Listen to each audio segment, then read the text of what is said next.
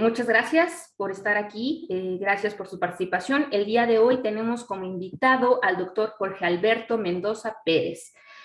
Buenas Bienvenido, tardes. doctor. Gracias por su Gracias. participación. ¿Podría platicarnos un poco acerca de su formación? Muy buenas tardes a todos. Muchas gracias por su invitación. Y mi nombre es, como usted lo mencionó, Jorge Alberto Mendoza Pérez. Soy profesor de la Escuela Nacional de Ciencias Biológicas del Instituto Politécnico Nacional. Y con respecto a lo que es mi formación, estudié en la UAM de Iztapalapa la carrera de Biología Experimental y después de Química. Después la maestría en la Escuela Nacional de Ciencias Biológicas, la maestría en Química Bioorgánica. Posteriormente realicé mi doctorado en la Universidad de Coruña, allá en Galicia, España, con lo que es el doctorado en Química y Tecnología Ambiental. Al regresar a México estuve en un postdoctorado también en la UAM de Iztapalapa, ya ese con temas de trabajos de biofiltración y química verde, empezaba en ese entonces con estos temas que van a ser la parte medular de nuestra charla el día de hoy. Muchas gracias, maestra Adriana, maestra Karen y maestra Daniela, y estoy para servirles. Muchas gracias a usted, doctor, por su presencia, por su participación y apertura para participar aquí con nosotros. Doctor, para comenzar me gustaría que nos platicara un poco acerca de lo que es la química verde y cuáles son sus principales objetivos de esta ciencia.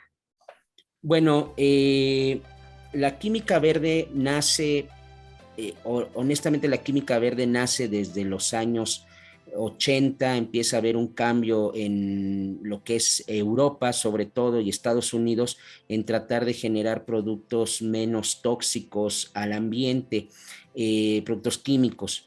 Posteriormente, en los años 90, Paul Anastas y John Warner lo que hacen es que estudiando todo lo que habían hecho químicos en Europa y Estados Unidos, generan un libro que se llama Green Chemistry o Química Verde, y ahí ellos su contribución a la ciencia y al mundo fue generar 12 principios, que son los 12 principios básicos de la química verde. La química verde también se le conoce de alguna manera como química sostenible, y bueno, pues se fundamenta, repito, en esos 12 principios que prácticamente lo que tienen que ver es primero que nada en tratar de que se generen sustancias químicas menos tóxicas al ambiente y que se utilicen de una forma estratégica para realizar a su vez productos donde durante el proceso de reacción químico y que después ya se lleve a la industria, pues que se utilice poca agua, menos energía, uso de catalizadores, el economizar los átomos, que quiere decir que finalmente si tú metes cierta cantidad de moles de dos productos o tres, pues que el producto final te dé casi en su totalidad el mismo número de moles correspondientes y no tengas media mol del producto que quieres y 40 toneladas de moles de productos que no queremos, ¿no? Esa es la famosa economía atómica que hablan los 12 principios. Y van todos más o menos de la mano el hecho de productos que sean más seguros, es decir, seguros no tanto en el hecho de que no sean tóxicos, porque eso es aparte. El seguros es que en un momento dado mantengan su función, sus propiedades a través de su ciclo de vida y que se puedan volver a tomar, incluso por esa seguridad que tienen esos materiales, poderse trabajar y volver a entrar dentro de un ciclo de reaprovechamiento, ¿no? Intentando pues evitar desperdicios. Eso es parte de lo que tiene el enfoque de la química verde. Tratar de que sean más económicas las reacciones. Hay algo muy importante, los disolventes, que los disolventes sean casi en seco, o aquellos disolventes que son generalmente bastante tóxicos en la industria y que se liberan durante los procesos de reacción química y producción, pues que se sustituyan por algo que se ha conocido como disolventes verdes o disolventes amigables, y que actualmente hay mucho trabajo al respecto en poder obtener este tipo de disolventes. Prácticamente sin entrar así a revisar uno por uno,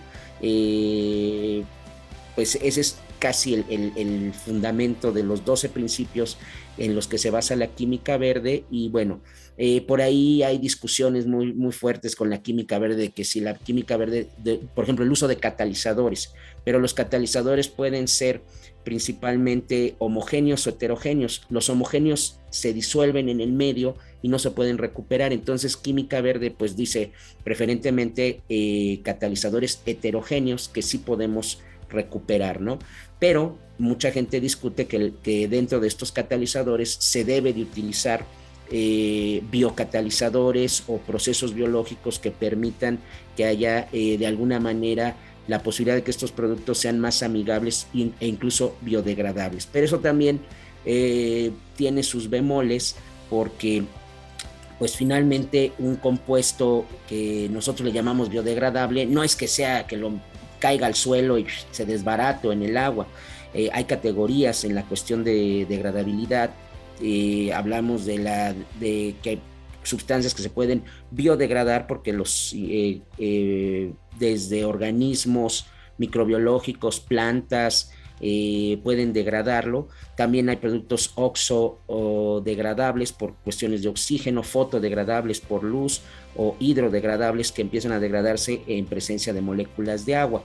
De alguna manera, pues la química verde, aunque habla de biodegradabilidad, pues es válido trabajar con estas otras pues conceptos que hay en la degradabilidad, ¿no? Entonces, pues es parte del trabajo. Honestamente, cuando se trata de hacer química verde en los laboratorios, pues la rigurosidad del método, que también es cuestión de mucha discusión.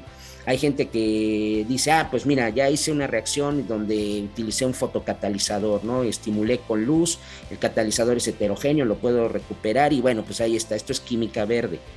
Hay gente que dice, no, esto no es química verde porque no estás cumpliendo con los 12 principios completos, ¿no? Que piden a Anastas y Warner dentro de lo que son sus principios, ¿no? Y eso abre mucho a la discusión de qué es lo que realmente estamos haciendo como química verde y qué no es química verde o queda parcial, ¿no? Es muy difícil cuando uno ha trabajado en cuestiones de química verde, es muy difícil lograr cumplir con los 12 principios con toda la rigurosidad, y eso pues es lo que hace que a veces entremos en este tipo de discusiones. Pero bueno, generalmente el lograr obtener productos a través de química verde, simplemente el proceso, ya tener un proceso donde disminuyas energías, consumo de agua, pues es excelente, ¿no? Y que puedas utilizar materiales, porque eso también entra dentro de alguna manera de los procesos de química verde, el que puedas utilizar materiales seguros que incluso sean menos tóxicos, o sea, que tú puedas tomar. Por ejemplo, ahorita está mucho el hecho de generar a través de polímeros orgánicos naturales, poder generar nuevos polímeros desde elastómeros, plásticos que puedan ser utilizados en la industria, ¿no? Tanto en industria, por ejemplo, de empaques, como en la industria de alimentos, como en la industria de materiales para generar cualquier tipo de insumo que nos ayuda a la calidad de vida, ¿no? Entonces, pues ahí, aunque no se cumpla rigurosamente con los 12, cuando se logra un proceso con alguno de los 12 principios, pues yo creo que estamos logrando un avance, ¿no? Dentro de la química que sea más amigable al ambiente. Esa es finalmente la idea, ¿no? Que seamos químicos, que no por producir un producto que deje dinero, pues vamos a generar un atascadero ahí y una contaminación enorme, sino que tengamos la conciencia y generemos la estrategia química de poder diseñar algo que sea más amigable al ambiente, menos agresivo, o que podamos destruir con facilidad o recuperar. También, ¿por qué no hablar de que la química verde se puede aplicar y además se está haciendo con mucha frecuencia? Por ejemplo, cuando ya tienes procesos muy conocidos de química normal, lo más común pues son todo lo que son actualmente, por ejemplo, los nuevos contaminantes emergentes, todos estos grupos que no están tipificados como tóxicos orgánicos en alguna normatividad, pero que se sabe que generan algún efecto. Estamos hablando desde fármacos que al consumirlos y excretar parte del fármaco ya transformado o metabolizado bioquímicamente en nuestro cuerpo, pues sigue teniendo ciertos comportamientos. Esto llega al agua y se sabe, está muy tipificado que estos contaminantes pues pueden desde cambiar el fenotipo de peces y que empiecen a tener lo que son características femeninas más que masculinas, y entonces no hay apareamiento, no hay atracción y la población merma. Aves que se alimentan con productos que están contaminados con estos contaminantes emergentes, disruptores endocrinos les llaman también, porque afectan hormonas, muchos de ellos, y que por ejemplo sus huevos no calcifican, o el famoso caso de los buitres en la India que comían carne de animales muertos, hígados, y como hay medicinas en el agua, los buitres morían por efectos de, creo que era ibuprofeno, si mal no recuerdo, que dañan el hígado. Entonces, ¿qué es lo que pasa? Que en el momento en que empezamos a soltar este tipo de contaminantes, o ahorita algo que en México está pegando muy fuerte, todos los textiles. México es un país textilero y utiliza mucho textil, y hay muchas zonas de México con gran cantidad de lo que vienen siendo descargas con colorantes. Digo, eso, Valsequillo y todo eso. Bueno, pues ahí entra la química verde, ¿no? Porque hay que diseñar un proceso que pueda destruir esos contaminantes emergentes, que pueda destruir esos colorantes, pero que en el agua, pero que al momento que destruya el tóxico tampoco nos deje un tóxico ahí, que nos deje un agua, un suelo o un material limpio, o lo más limpio posible, y que no dejemos residuos después de este proceso. Entonces, todos estos procesos de fotorremediación, quimiorremediación, pues en un momento dado tienen que ver con principios de química verde. Nuevamente, no es que estemos cumpliendo totalmente con un proceso de química verde, pero sí estamos tratando de generar pues una química más benéfica, una química que ayude, una química que impacte menos en el ambiente, ¿no? Y creo que eso es la contribución importante que hacemos todos aquellos profesores o investigadores que trabajamos un poquito con temas de química verde. En México, pues no hay duda alguna, líderes de la química verde, desarrolladores de la química verde en México, pues a mi punto de vista, porque hay mucha gente que ha trabajado, bueno, pues sin dudarlo, pues el doctor René Miranda de la UNAM, aquí el doctor Elías Hernández del Politécnico, lo que eran el doctor Jorge Domínguez en lo que era el TEC de Monterrey, todos ellos grandes científicos, investigadores y profesores que han sido pues los pilares del desarrollo de la química verde aquí en nuestro país, ¿no?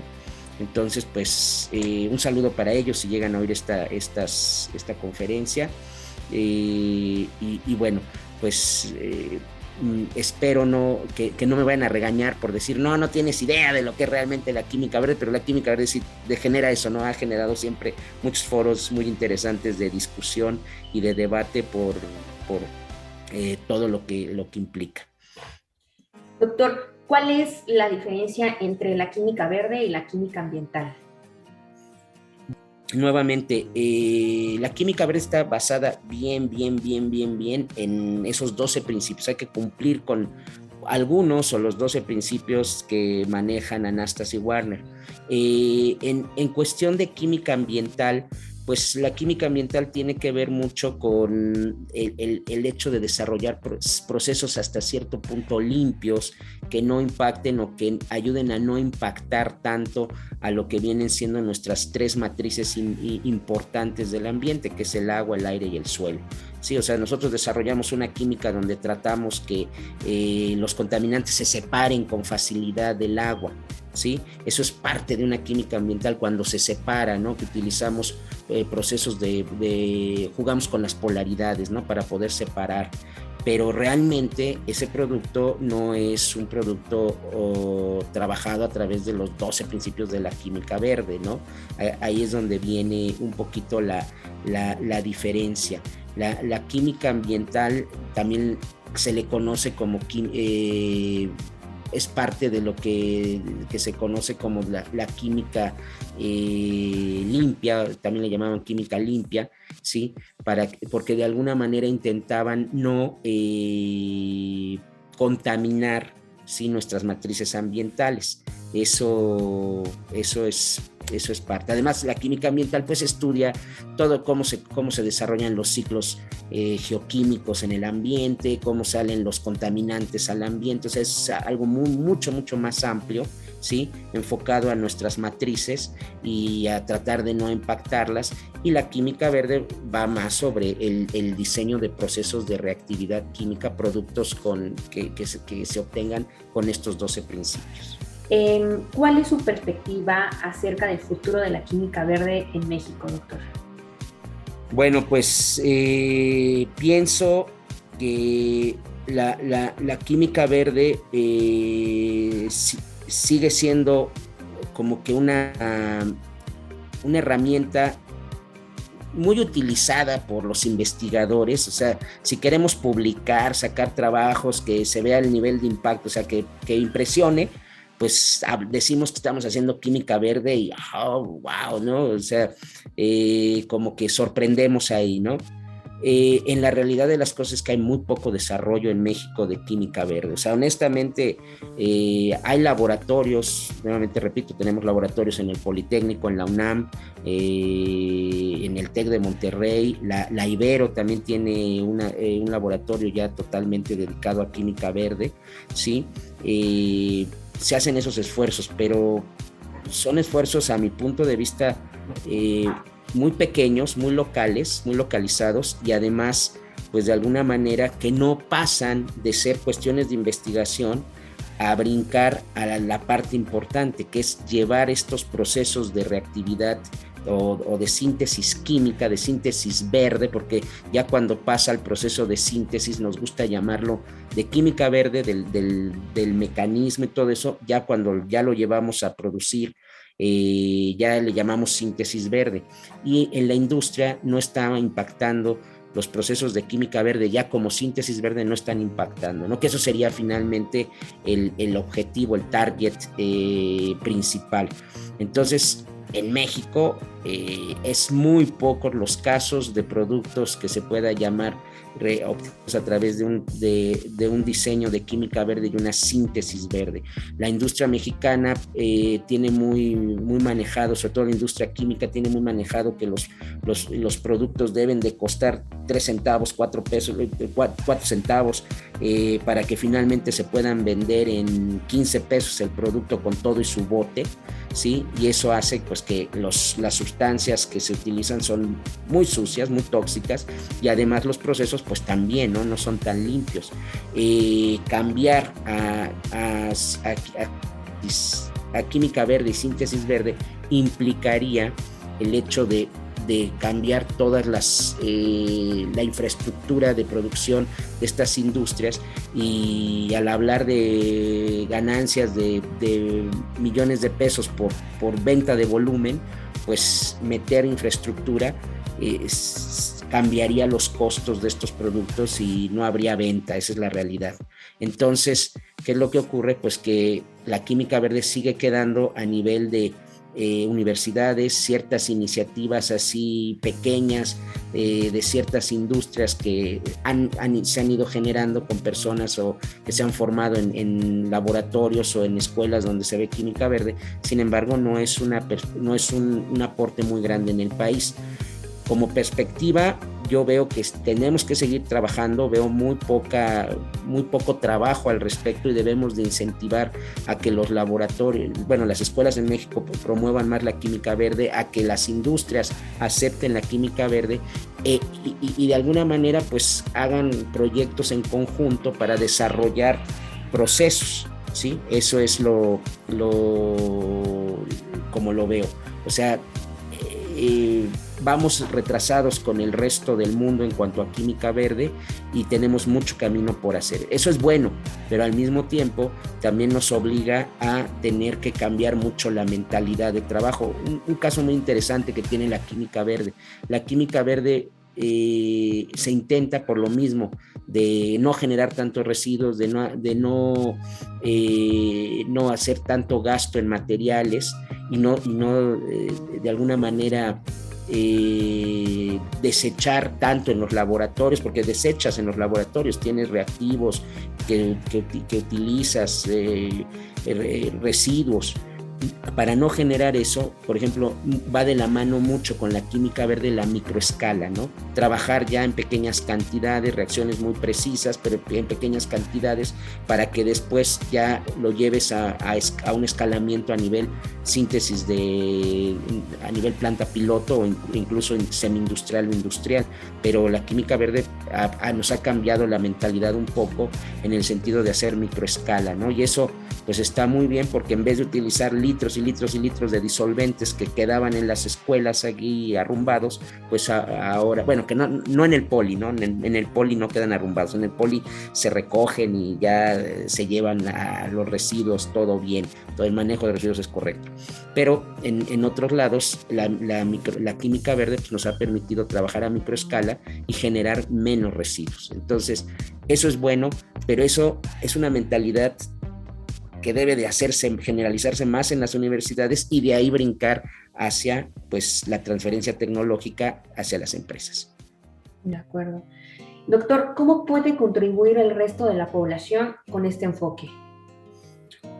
Pues, primero que nada, yo creo que, ese es un punto que se me olvidó, hace falta mucha divulgación a la gente común, platicarles qué es la ventaja de la química verde, platicarles de el hecho de utilizar productos que vengan de química verde, el hecho de no comprar productos baratos pero que impacten, sino mejor comprar productos que vienen de buena calidad porque vienen probablemente de un proceso más caro de química verde, ¿sí? Pero que impactan menos. Finalmente, cuando esos productos empiecen a ser más demandados por la gente, van a hacer que bajen los costos de producción. Esa es una lógica que siempre se sigue en todas ahora sí que nos enseñan en el ABC de la economía, ¿no? De productos.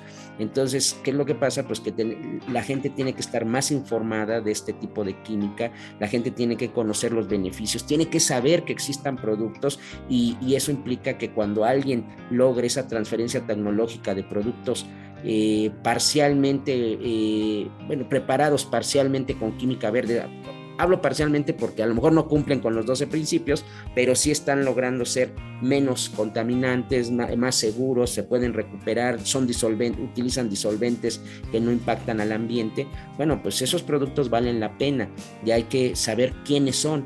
El problema es que no sabemos, no tenemos una manera de que cada vez que sale un producto se indique, pues este es un producto en química verde y cómprenlo, utilícenlo. Yo creo que ahí el esfuerzo tan importante que hacen ustedes en este tipo de charlas es eso, ¿no? El hecho de divulgar que existen estos productos que se pueden, que se debe de incentivar que se trabaje más al respecto y que si se logra llegar a la transferencia tecnológica, pues que se empiecen a comprar y a utilizar. Probablemente sean un poco más caros o mucho más caros que los productos normales, pero a la larga el impacto, la mejora al ambiente, el mejorar y no causar daño a los ecosistemas, pues es algo que al final vale la pena y sobre todo porque pues a lo mejor nosotros, hablo de mí, ustedes son mujeres muy jóvenes, pero pues nosotros probablemente ya estamos en una etapa pues que ya vamos tarde o temprano para afuera, pero lo que queda, el mundo que tenemos que dejarle a nuestros hijos con principios donde deben de buscar cuidar el ambiente, que haya menos impacto, proteger el agua, proteger el suelo, porque de alguna manera ya empezamos a ver los efectos de esto, ¿no? Del daño, de la contaminación que hemos provocado a nuestras matrices ambientales.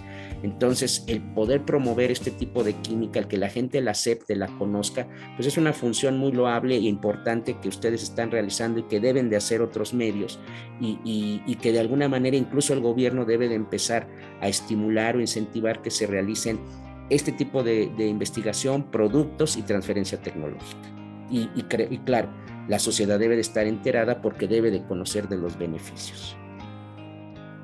Gracias, doctor. De hecho, creo que ese es el principal objetivo de esta entrevista, hacer llegar un poco de su conocimiento a la población en general.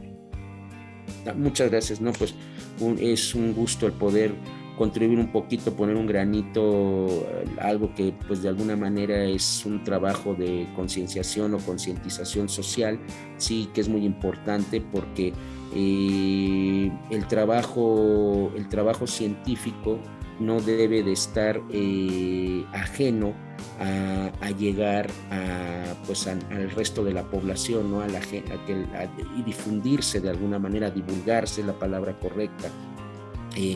Generalmente la divulgación científica y tecnológica queda como que encerrada simplemente en aquellos grupos cercanos a los científicos, pero entre más se difunde, entre más conocimiento hay de todos estos temas, la gente puede opinar y de alguna manera generarse una idea, un concepto, ¿sí?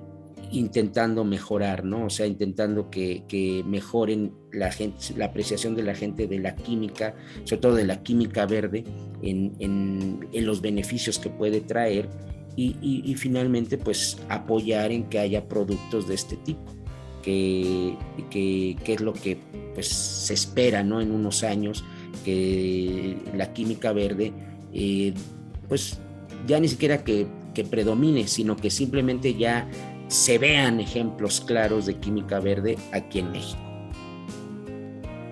Muchas gracias por su apertura, doctor. Pues estamos para servirles, maestras. Muchísimas gracias a ustedes por la invitación y pues ahora sí que me pongo a sus órdenes. Ya simplemente en cuanto a pues comercial de lo que como investigador estamos tratando de desarrollar, pues en este laboratorio en específico hemos incursionado desde la generación de polímeros biodegradables, sí, a través de procesos de química verde. Hemos intentado todo lo que son productos de limpieza. Sobre todo nosotros estamos desarrollando muchos productos de limpieza de gases, es decir, generar productos que atrapen gases y que de alguna manera gases de combustión y que de alguna manera no contaminen, eviten la contaminación y que esos materiales se puedan recuperar, ¿no? Hemos trabajado en cuestiones de química verde con desarrollo de catalizadores, nanocatalizadores para procesos térmicos, por ejemplo, en la obtención de biocombustibles de manera más limpia. Hemos intentado todo lo que es, pues de alguna manera, actualmente disolventes. He trabajado mucho con la cuestión de disolventes.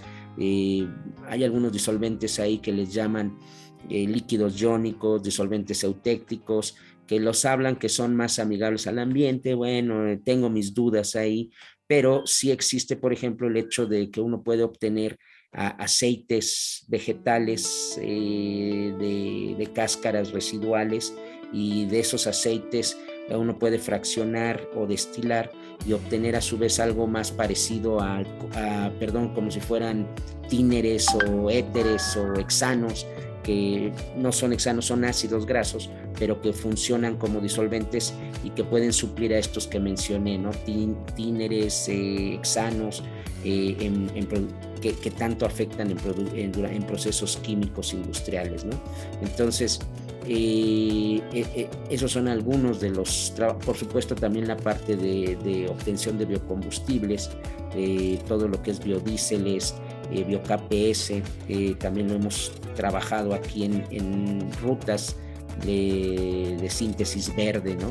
Aunque muchas veces el debate es que tu ruta no es totalmente verde porque no cumple con los 12 principios, y si hay residuos, y si no tienes la economía atómica, es decir, si estás obteniendo más moles de un subproducto que no te sirve que del producto que requieres.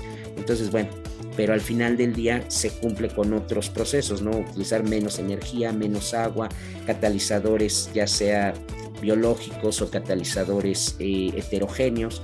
Entonces, bueno, a lo mejor tal vez no logramos en el grupo de investigación al 100% cumplir con una síntesis que podamos decir cumple con todos los 12 principios de la química, pero sí generamos productos y procesos que traen un beneficio durante el proceso, ¿no? Traen mejoras al proceso.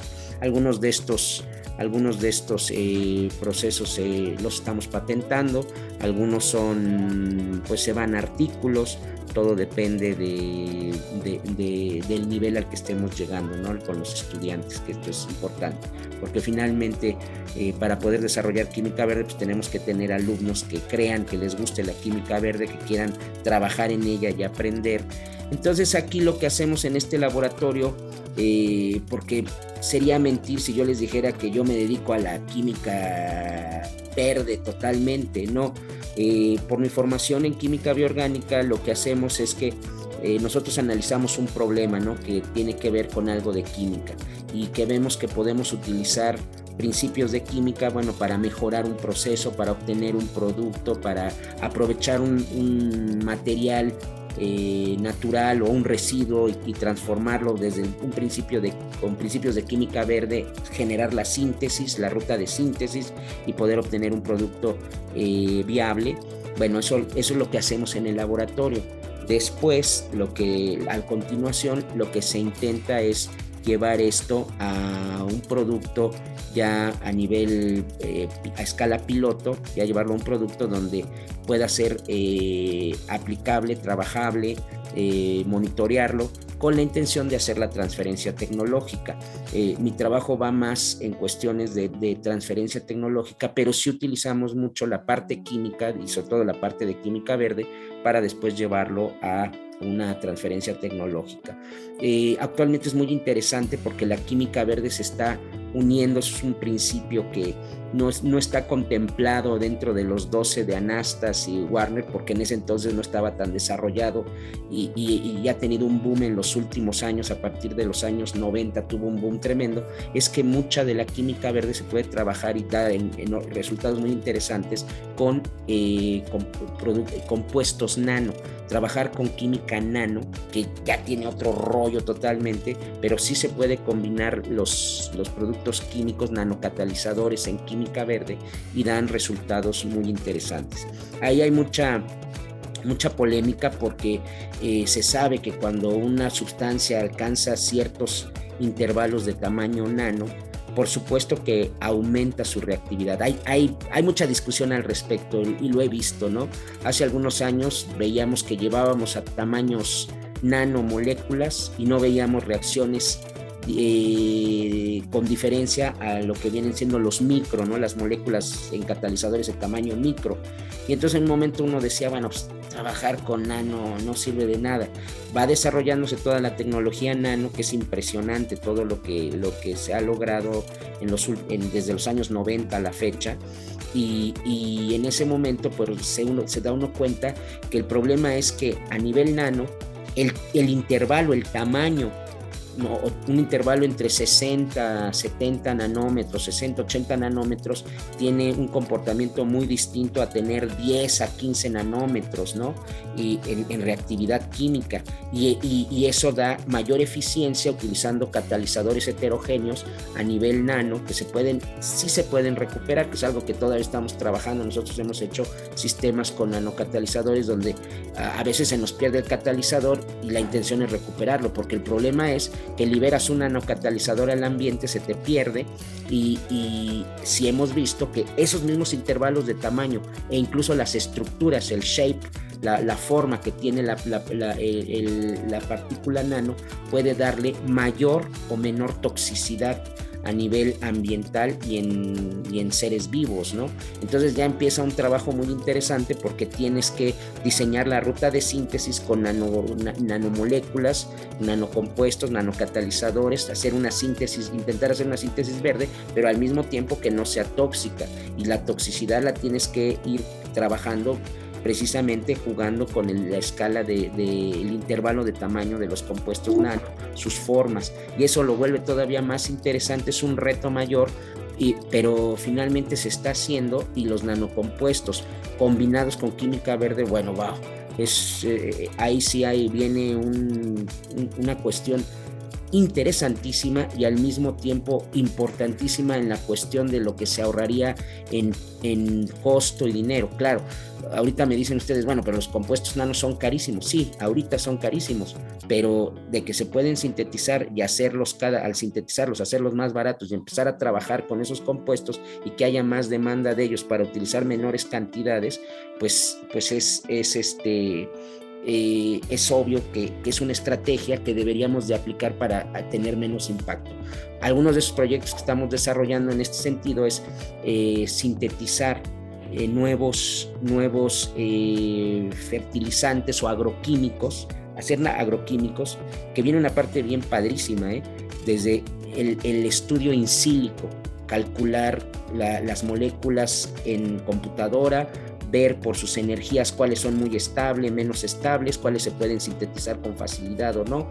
Una vez que tenemos ese estudio in silico, pues empezar a sintetizar, utilizar para la síntesis compuestos nanos, química verde, y en ese momento obtener un producto en polvo, ¿sí? algún producto en polvo por ahí que de alguna manera sea un agroquímico, pero que lo podamos llevar a tamaño nano, y que al llevarlo a tamaño nano, cuando lo dispersemos, es una maravilla, porque en el momento en que lo dispersamos, ya no necesitamos en la solución en líquido contratar un avión, porque muchos fertilizantes ustedes han visto que los dispersan a través de aviones. Esto se puede hacer con drones porque se utiliza menor cantidad, pero el efecto es mayor o igual que utilizar grandes cantidades, porque la partícula nano penetra, ayuda al crecimiento radicular y de tejidos, y crecen los cultivos, porque esos son estudios que también nosotros hemos desarrollado precisamente para darle seguimiento a nuestros productos.